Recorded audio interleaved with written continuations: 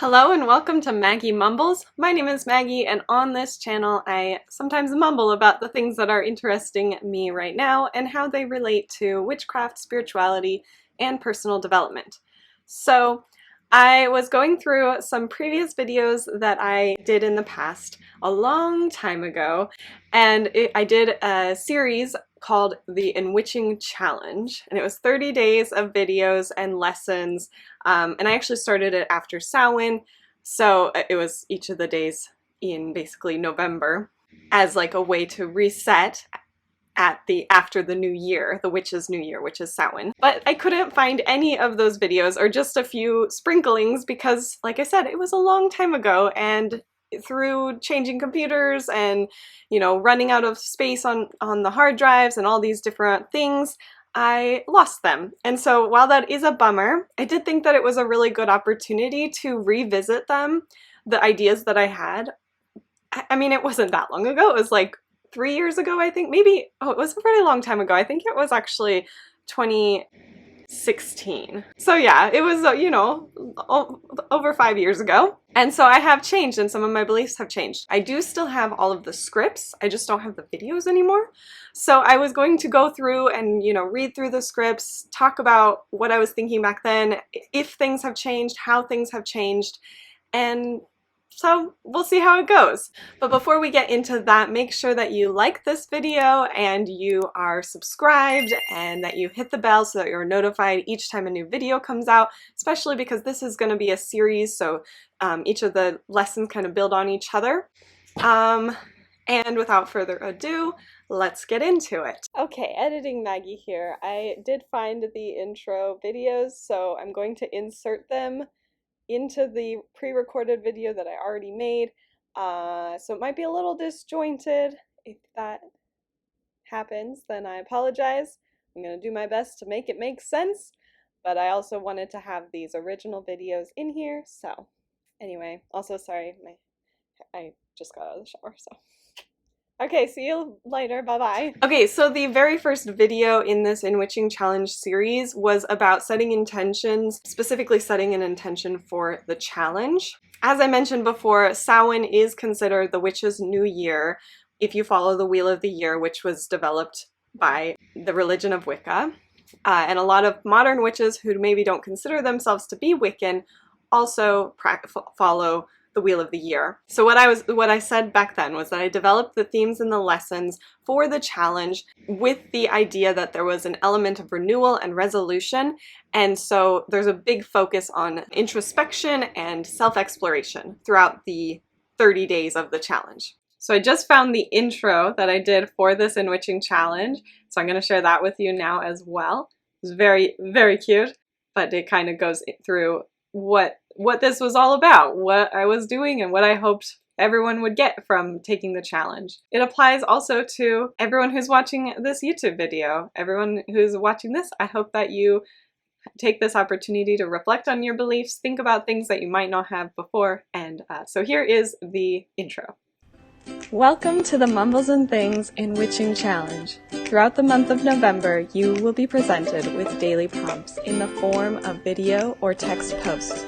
All of the themes are in the units section of this group, so you can prepare in advance if you would like. Also, this way, even if you miss a day, you can still participate. The unit is called the Enwitching Challenge.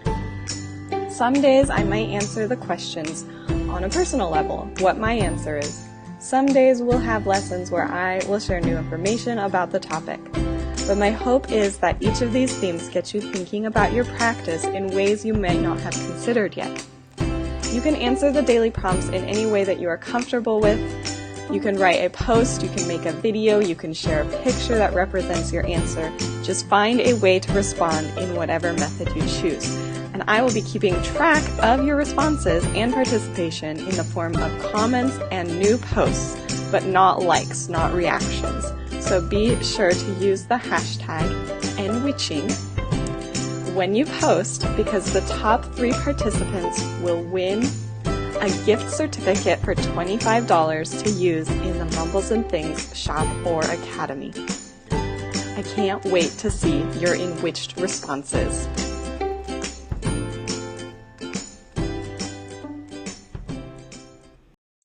are, the first day of the Enwitching Challenge. It's kind of in honor of Samhain, because today is sort of still Samhain. Some people continue to celebrate for a week after, a couple days after, depending on when the specific midpoint between Yule and Mabon is.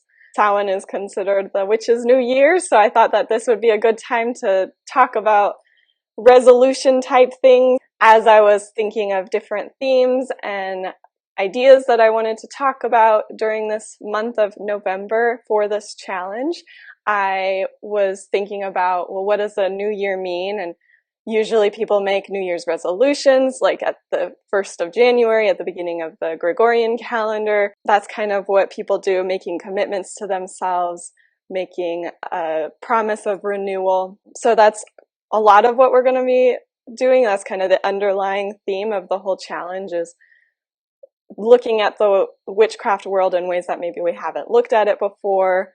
A lot of introspection, a lot of self-exploration. I think that's super important in witchcraft, is really getting to know yourself. I think that's one of the most important types of knowledge, is self-knowledge. That's kind of where I'm coming from. That's kind of what you're going to be getting out of me for the next month.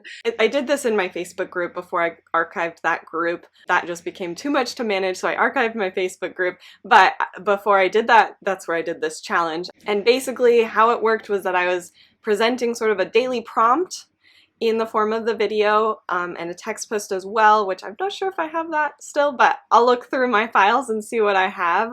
Anything that I feel like would add to the experience on this YouTube channel, I'll go ahead and link below the video.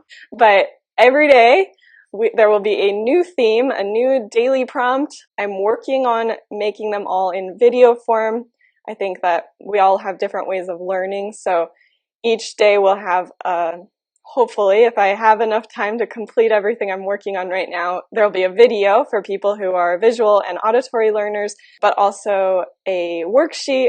Each worksheet that I'm making has the discussion questions, the thought prompts, things I want you all to think about, things that I want us as a community to think about. And then on the last page of each of those worksheets is kind of a recap of what I talk about in the video. So for those of us who can't speak English as our first language, or who are using Translate to understand the things that we share, that way you can still participate in the challenge. And for people who need to have that visual source of information, I kind of picked out my key messages or whatever I thought was the most important part of the lesson or the session. And so that will be included in each of the worksheets. So every day will be a video and a worksheet and discussion questions. Knox came to visit. That's so exciting. I don't think he got on the video, but he usually doesn't get on the couch. So that was really fun. When you get these discussion questions, you can respond in any way that you want. I'm going to have threads where you can respond directly there. But if you want to respond to any of these ideas with your own video, feel free to record a video. You can take a picture that you feel like represents how you feel about something. You can draw a picture, do a painting, anything that you feel expresses your opinions or expresses your ideas surrounding these themes. So if you want to approach this series of videos as a challenge, that's awesome. Just feel free to respond to the daily prompt below this video in the comment section, or, use a journal if you prefer to, keep this private. YouTube is obviously a public platform, and some of this is going to be very personal, self-introspection, self-exploration, like I said before. So some of this might not be suitable, or you might not be comfortable sharing publicly. So you might just write in your journal however you would want to respond. I might answer the questions that I have from my own personal perspective. For most of the days that I've been preparing for so far, I'm trying to give like a balanced perspective, two different sides of the story, so that we can all kind of form our own opinion about these ideas. Obviously, my own bias does go into it, so keep that in mind, that as the presenter, I have my own opinions about things that get into those ideas. That doesn't mean that we have to 100% agree. I totally appreciate any other opinions, any other ideas that don't necessarily match up exactly with mine.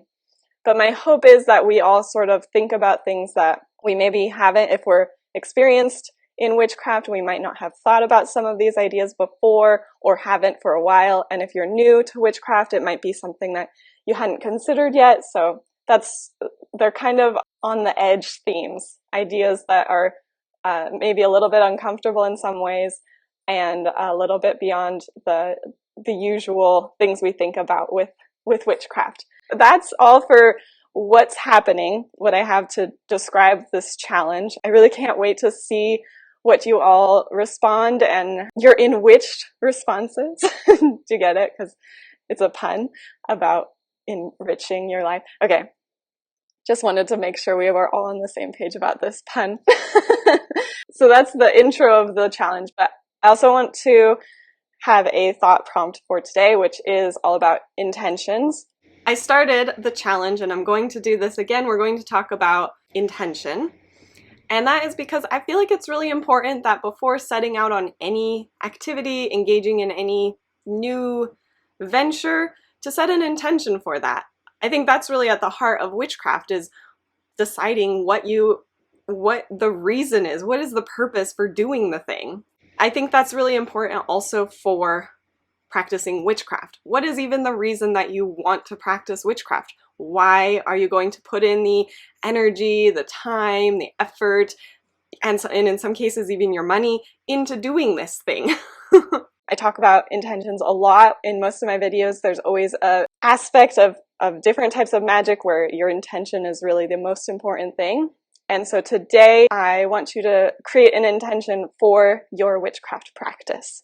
So if you could list one single thing that you could gain from your practice of witchcraft, what would that be?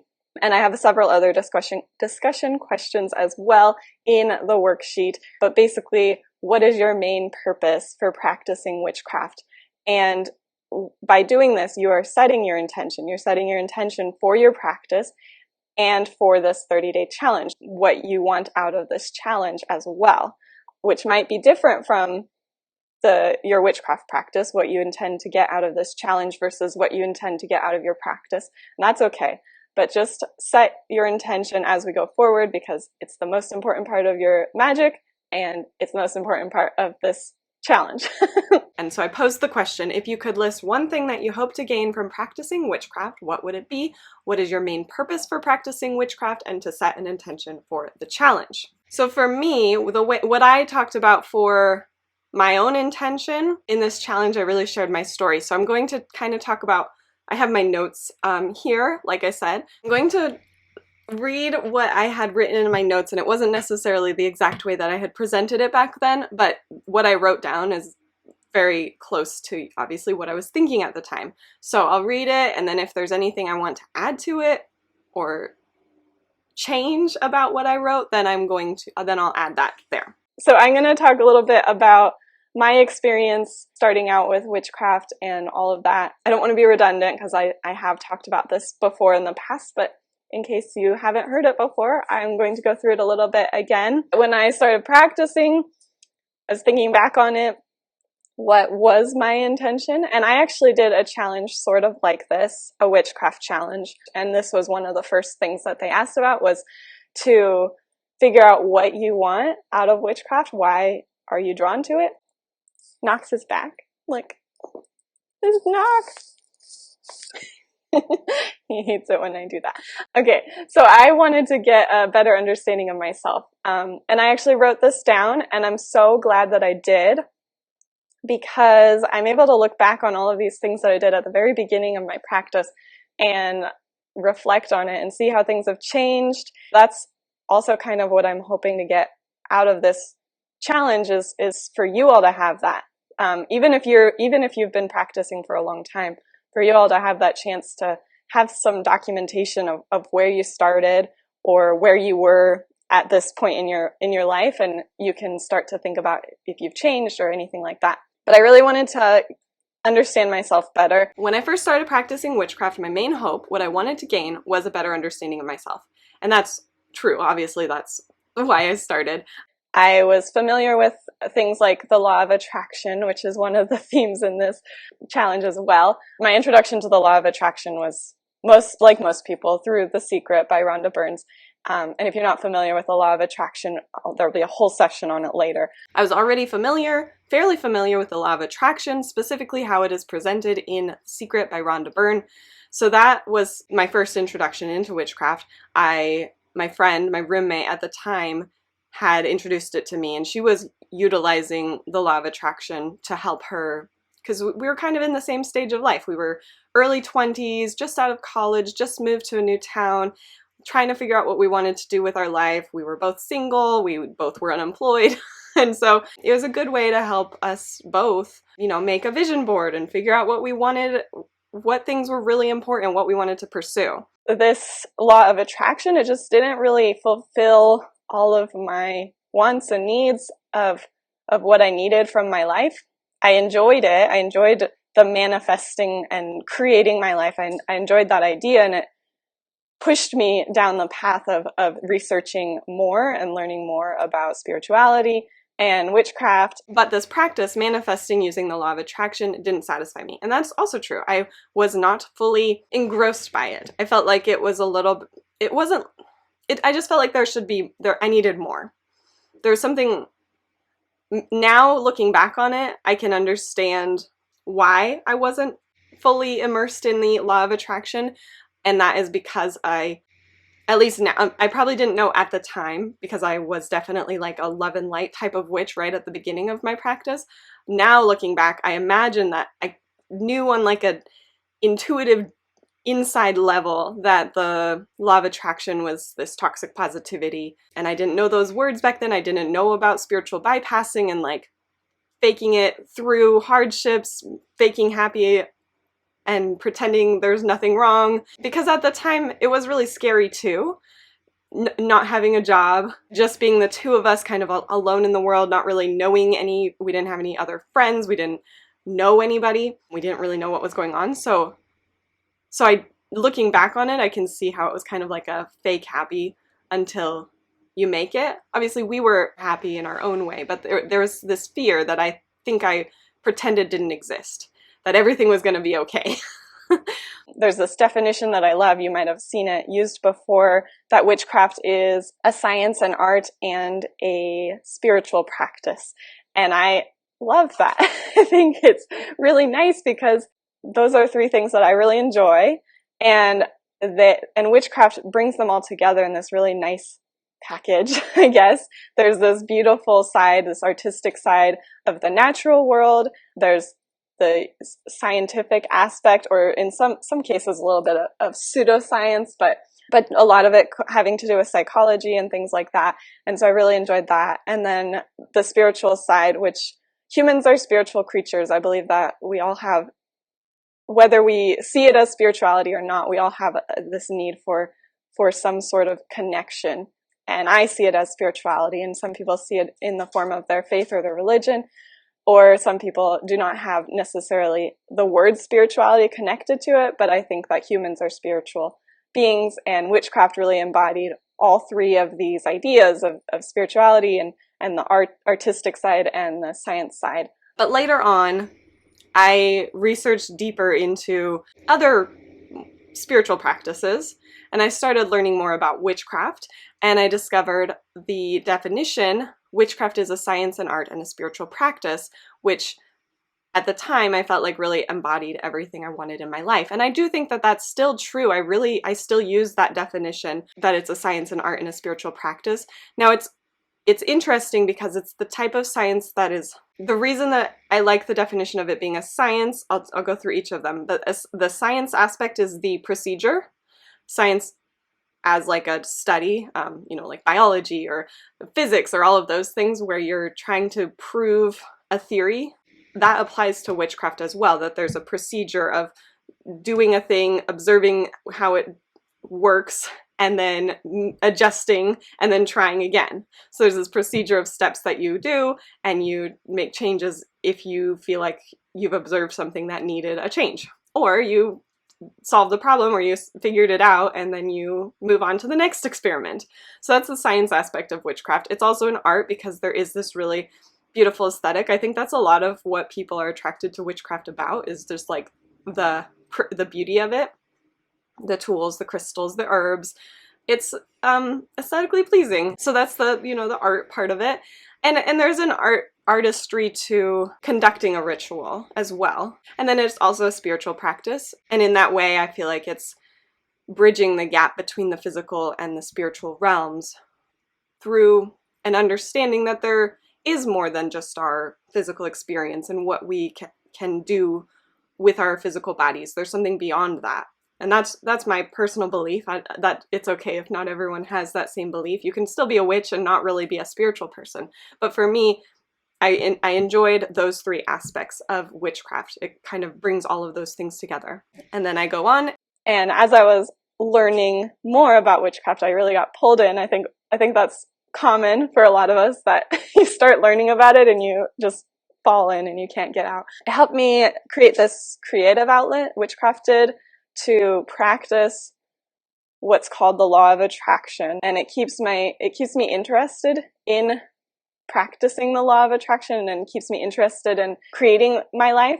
And I think that that's really important, because with the law of attraction, I was enjoying it, but I would get bored of it because it just wasn't enough, I guess. And I don't know how else to describe it. Witchcraft gave me a better framework and something that I felt more connected to. So I started practicing more continuously, and I was more interested in it as well. And as I learned and understood more about witchcraft, I was drawn into this beautiful artistic world of magic. And that is true. Witchcraft has given me a framework and a creative outlet to practice the law of attraction. It keeps my practice fresh and, most importantly, keeps me interested in continuing to practice consistently. So that, I feel like I've changed, because I don't really utilize the law of attraction anymore because of those things I mentioned before, that within the law of attraction, I feel like there's a lot of toxic positivity, and I've talked about toxic positivity a lot in the past. There's a lot of suppressing your emotion, of spiritual bypassing, which is the practice of using spirituality and spiritual practices to bypass the hard emotions. So acting as if you've become spiritually enlightened without actually doing the work of dealing with the hard things in life. But witchcraft does help me keep me interested, and it keeps me wanting to practice consistently. That's still true. As a kid, I was really interested in everything. I was always wanting to know why this is the way it is, or how come this is the way it is, and all of these different things. And with witchcraft and the spiritual practice that came with it for me, it helped to explain a lot of those unanswered questions that I had as a kid, things that I couldn't explain through other means. But witchcraft was able to explain it to me. It was able to help me to understand the world. As a kid, I was questioning everything all the time. I always wanted to know why and how come. Why and how come. I actually had a how come book when I was a kid. My parents were probably tired of me asking, well, how come? And so they got me this book that answers all these questions that kids like to ask. And I think witchcraft and my spiritual practice has helped me to explain some of those unanswered questions from my childhood. And that is still true, I feel like. When I wrote this, I was so excited to learn about like Hermeticism. When I started learning about Hermeticism, what I was finding first was things that came from the Kabbalion, or the Kabbalion, I don't know how to say it, and that I have since learned is very superficial and not really touching on the original writings of Hermeticism from the Corpus Hermeticum. So the Kabbalion is a little bit more washed down, and a lot of it is influenced by New Thought and some Theosophy, all of those types of philosophies. And well, Theosophy is like pretty ancient, but Theosophy of the like Industrial Revolution era that came from the Theosophical Society, that stuff kind of watered down and made more palatable some of the teachings from the Corpus Hermetica. Anyway, history besides, what I was presented with was the Kabbalions' version of the principles of magic. And those I still enjoy those. I don't talk about them as much as I used to because I can see some of the problematic aspects of them, and maybe I'll do a video on that someday. If that sounds interesting to you, let me know in a comment below if you want to know. my upgraded thoughts on the principles of magic that I've taught about in the past. When I did, I keep starting this thought and then just going on this huge tangent. That's ADHD for you. So let me just say it. When I started learning about the principles of magic as presented in the Kybalion, I was blown away. And it really did feel like this was the answer to all of my questions. And that was super exciting for me at that time. And it brought me to where I am now. So even if I've kind of changed the way that I believe since that time, I'm still grateful to have that. I think that's really important when you're exploring any idea, any philosophy, any spiritual practice, exploring yourself. It's important to recognize that those things are going to change and that's okay. It's okay. And that's part of why I wanted to do this video series, to talk about how things have changed for me and all of that. So moving on. Over time, since the beginning of my practicing, I've read all these books and articles and watched all these YouTube videos and podcasts and audiobooks and all of these different things, and synthesized this information so that it makes sense for myself, and so that it build my own belief system to help me to understand the world I live in and the universe and all of that. Over the years, I have read countless books and articles, watched YouTube video after YouTube video, listened to podcasts and audiobooks. I synthesized the information as it made sense to me and my belief system and what I understand about the world. I mean, that's true, and it's even more than whatever I had done at that point. Just taking in everything I can and figuring out what fits and what I didn't like. Which is what I love about witchcraft and spirituality, is that you can kind of pick and choose, and there's no like set doctrine or dogma of what you have to believe in order to belong in the group. There's a lot more freedom based on, you know, the things that you've experienced in your life and the way you view the world and all of that. Those all come into play when you're deciding what the things you want to believe in are. Moving on. And then the other thing that I really have enjoyed about witchcraft is that it has helped me to see the magical moments of everyday life. I think that sometimes people in general get lost in the mundane, but there is so much magic that happens all the time that it seems really small or insignificant, but everything is significant. Everything has meaning and everything is magical. And witchcraft helped me to see that there's magic everywhere. I don't necessarily know if I was looking for the magic part, when I started practicing witchcraft. It was more about figuring out who I am and what I am in the world. That's kind of where I've gotten to as a result of practicing witchcraft, is seeing the magic in everyday life. And witchcraft has helped me to find the magic in everyday occurrences. I don't necessarily think I was looking for that when I started, but it is something that happened as a result of beginning this path. That's true. I wasn't looking for that when I was exploring witchcraft, but like I said in that statement, that has helped me to see that, like, cooking can be an act of magic, or a witchcraft practice, or cleaning, or anything that I am just doing normally or had been doing previously could be part of my witchcraft practice through acting with intention. And I do think that's true, and I think that's even become more of the heart of my witchcraft practice since probably writing this. I do a lot fewer like active spells now, and I incorporate magical elements into the other things that I do. You know, I still do rituals and spell work on occasion, but I definitely did a lot more of it when I first started practicing witchcraft than I do now. That kind of describes where I'm coming from. It's the brief story of my witchcraft story. My intention, again, is to provide you all with that same experience that I had, obviously not identical because we're all unique and different, but so that you have this either beginning phase, if you're right at the beginning of your path, that you can use as like a jumping off point, or something that you can look back on and remember and look at all of these thoughts that you had at this point in time.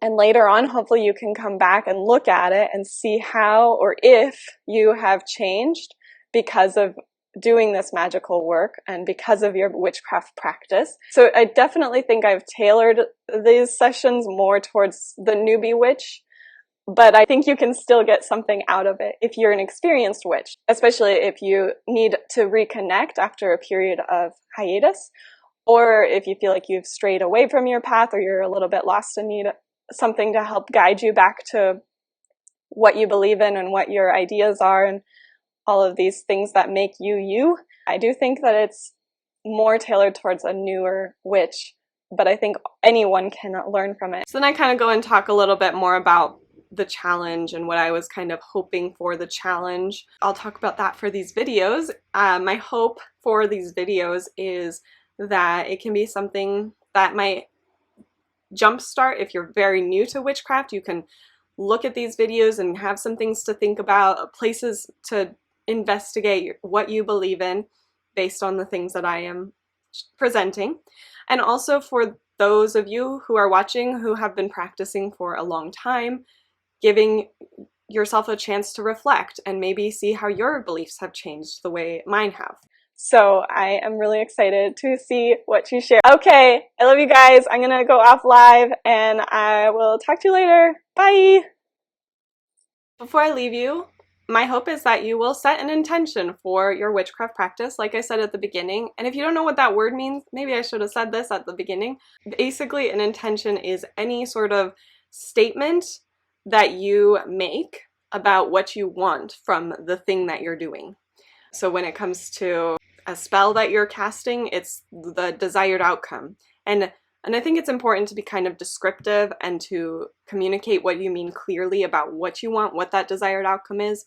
That's part of the intention. When it comes to like cleaning, setting an intention of making the space hygienic, making the space uncluttered. When it comes to cooking, your intention might be to nourish your body or to give yourself fuel for whatever else you do, like maybe exercising or gardening or doing the things you need to do in the day because you have to eat in order to do things. Or if the activity, it has to do with, for example, creating these videos. My intention for that is to explore how my spirituality has changed and to invite others on the journey with me. I do invite you to set an intention for your witchcraft practice, for why you want to be a witch and what it is you hope to gain from practicing witchcraft. And again, whether you're a new witch or somebody who has been practicing for a very long time, I think it's important to revisit this on occasion, because when you have this intention, it gives your mind something to focus on. It gives your energy a place to go. It's like opening up a Google map and you can see the map, right? Once you put the intention in, then you get the blue line, and that's where your energy is directed. So that's kind of a silly analogy for what an intention is. It's like you put in the address and then the map knows where to go. It shows you the blue line, and your intention is the address, and the blue line is your energy, where you're directing your energy towards that intention. That is everything for this video. I really hope that this is helpful, and I hope you enjoy kind of going on this journey with me, exploring how my spiritual practices have changed and my beliefs. And if you do, again, please like the video, make sure you're subscribed and ring the bell, and I will see you in the next video.